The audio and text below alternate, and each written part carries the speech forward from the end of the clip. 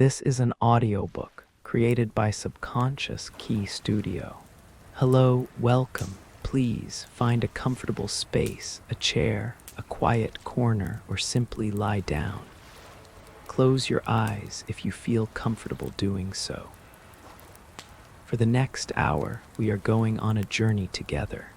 Not a journey across land, but a journey of the mind, a journey of the spirit.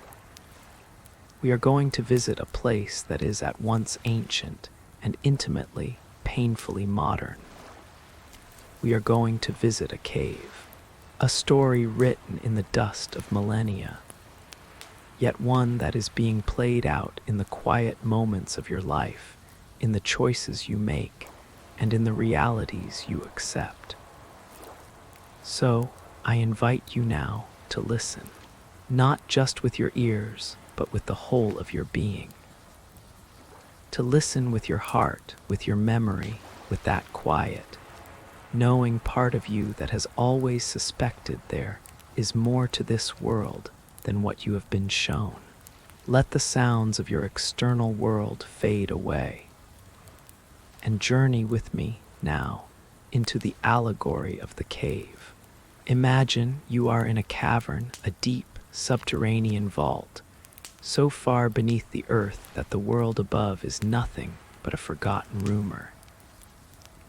The air is cool and damp, and it carries the scent of old smoke and wet stone. You have been here for as long as you can remember. You and others beside you, and you are all chained. Not with cruel, heavy shackles, but with a firm, unyielding bind that holds your head perfectly still, forcing your gaze forward onto a vast, blank wall that stretches out before you in the dimness. Behind you and far above, a fire burns. A great, roaring fire whose light is the only light you have ever known. And between that fire and your own chained back, figures move. They are like silent puppeteers, carrying objects of all shapes and sizes, statues of men and women, carved animals, wooden shapes. You cannot see these figures. You cannot see these objects. You can only see what the fire projects onto the wall in front of you. You see the shadows, and these shadows are your entire world. They are your reality. They dance and flicker, they merge and part. When the figures behind you speak, their voices echo off the cave wall, and you, in your chains, naturally believe that the sound is coming from the shadows themselves. You have given them names. You have woven intricate stories about their lives, their conflicts, their loves. You praise the quickest and wittiest shadows. You fear the large, menacing ones. You discuss their movements with your fellow prisoners, and the one who can most accurately predict the next dance of shadow and light is hailed as a genius, a visionary. This is not a prison of misery, it is a prison of comfort. It is familiar, it is known. The chains are not felt as chains, but as the very structure of your being. The shadows are not seen as illusions, but as the sum total of existence. There is no reason to question it, for you have never, ever seen anything else. This is the cave. But now imagine a disturbance, a tremor in your reality. Perhaps a chain, rusted by some unseen tear, suddenly breaks. Sound of a chain breaking, or perhaps a deep, restless yearning, a feeling you have suppressed for a lifetime, finally becomes too loud to ignore. For whatever reason, you are free. You can move your head. The first impulse is to look away from the wall, and you do. You turn, and the light from the fire, a light you have only ever seen reflected, now strikes your eyes directly. It is agonizing. It is a physical pain. your eyes, accustomed only to the dim world of shadows, water, and burn. You see the puppets, the artificial figures, the crude props. You see the mechanism behind the show. And in a single, dizzying moment, your entire reality shatters. Everything you believed was true was a fabrication, a lie. This realization is so violent, so disorienting, that you might try to turn back to the shadows, to the comforting, predictable darkness. But something has been awakened in you. A force, perhaps one of the figures, or perhaps a voice from within, compels you. You are dragged, or you choose to stumble, towards a steep, rugged passageway that leads upward. The climb is torture. Your legs, unused to movement, ache. The rocks cut your hands.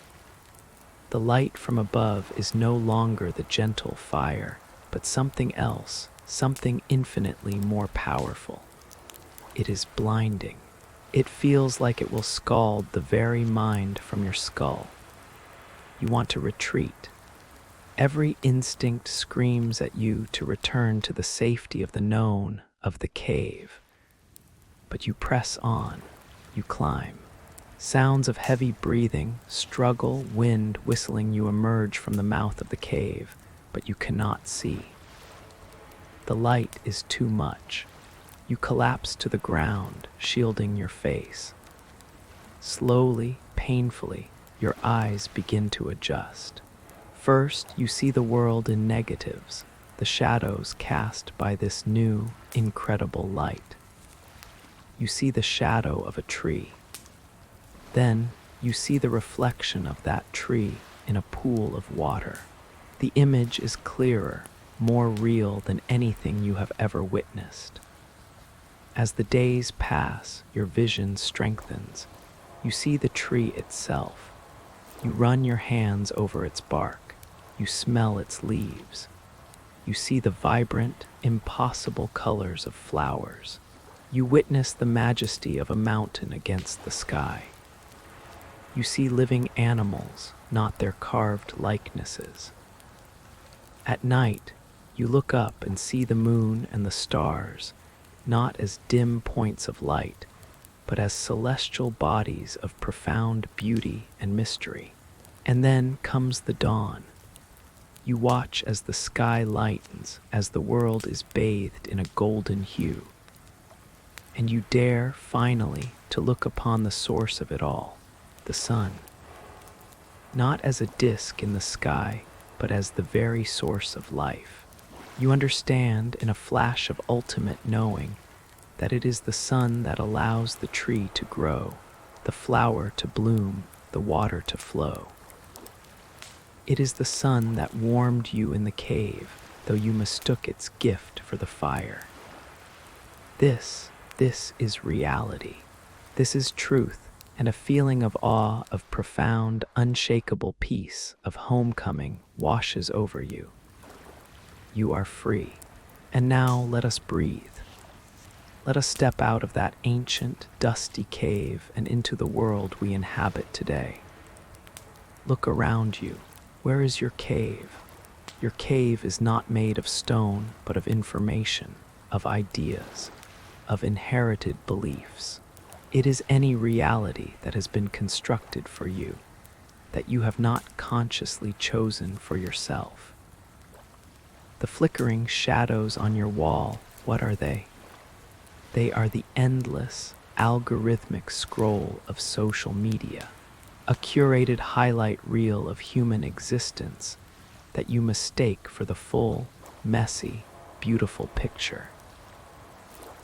They are the carefully crafted personas, the illusions of perfection that make your own ordinary life seem inadequate. The shadows are the 24-hour news cycle, a relentless theater of fear, outrage, and partisan drama designed not to inform, but to capture your nervous system, to keep you addicted to the shadow play of conflict.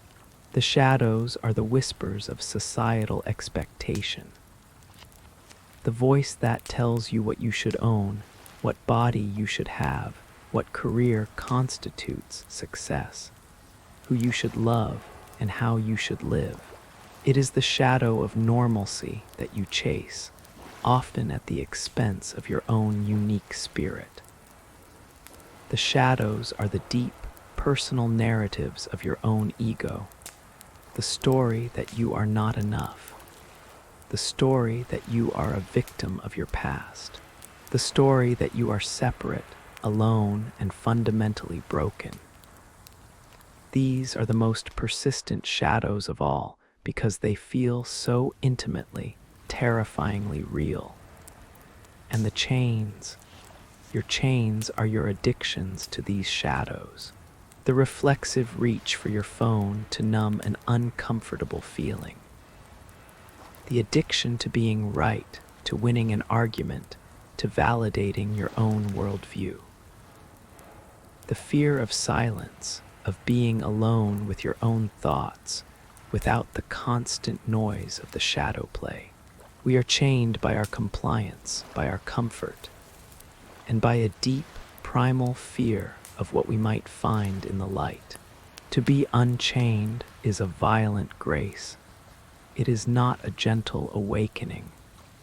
It is a spiritual earthquake.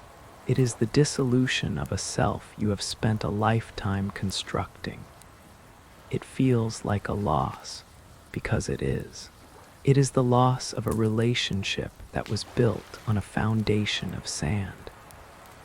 It is the loss of a career that gave you an identity, but drained your soul. It is the loss of a dogma that provided easy answers, but stifled your questions. It is the dark night of the soul, where all the old maps are burned, and you are left in a terrifying, but ultimately sacred, emptiness. It is the painful realization that the political party you championed is not the savior you thought it was. It is the heartbreaking understanding that the family role you have played is a cage. It is the moment you look in the mirror and can no longer recognize the person staring back. Because you have been wearing a mask for so long, you forgot it was there. This is the pain of the eyes adjusting to the fire. This is the rugged, painful climb out of the cave. It is terrifying, it is lonely, and it is absolutely necessary. For it is only in the breaking of the chain, in the willingness to feel that pain and that loss, that true freedom, the freedom to be your authentic self, becomes possible. And what awaits us at the end of this painful climb? What is the sun? The sun is not a thing to be looked at. It is a reality to be looked from. It is the ultimate truth that underlies all of our temporary shadow realities. Some call it God, not a bearded man in the sky, but the infinite, conscious, loving intelligence that permeates every atom of the universe. Some call it the universe, source energy, the Tao, the unnameable, eternal flow from which all life emerges and to which it all returns. Others call it pure consciousness, the silent, aware space behind your thoughts, the witness that is reading these words through your eyes right now. It is the formless essence of who you are before you were given a name, a history, a story. It is love, not as an emotion, but as the fundamental fabric of existence, the binding force of all things. It is the ultimate truth that you are not a separate, lonely self navigating a hostile world. You are an inseparable part of this magnificent, conscious universe, experiencing itself in human form. The sun is the realization that you are home. You have always been home. You were just watching the shadows on the wall and you forgot. But the story does not end here in the bliss of the sun-drenched meadow. Plato insists that the philosopher, the one who has seen the light, has a responsibility. They must return to the cave. Imagine that journey back. You turn your back on the sun, on the trees, on the real world, and you descend once more into the darkness. Your eyes, now adjusted to the light, are useless in the gloom. You stumble, you fumble, you are clumsy and disoriented. You find your fellow prisoners, still chained, still enraptured by the shadow play. You are filled with a burning desire to tell them, to show them. Look, you cry, your voice hoarse with awe. The shadows are not real. There is a whole world out there. There is a sun, but they do not understand you. How could they? Your words are nonsense to them. You speak of trees and stars, but they only know the shadows of carved wood and the flickering of the fire. They see your stumbling, your inability to now correctly predict the dance of the shadows, and they pity you. They think your journey has ruined you. He returned with his eyes corrupted, they whisper. It is better not to even aspire to leave. They might laugh at you. They might become angry, threatened by your new reality that invalidates their entire world. They may even, if you persist, seek to silence you forever. This is the loneliness of the path. The feeling of being profoundly misunderstood. The sadness of seeing your loved ones, your culture, still enchanted by illusions that you can no longer unsee. It is the pain of the seeker who can no longer fit into the world they once called home. So why return out of a grim sense of duty? Out of spiritual arrogance, believing you are now enlightened and must save the poor, blind fools.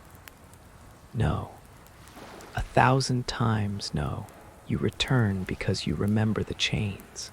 You remember the ache in your neck from being held in one position for so long.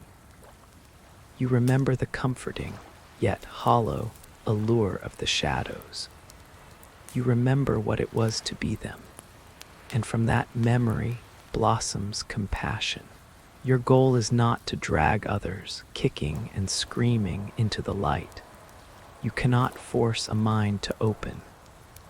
You can only create the conditions for it to open itself.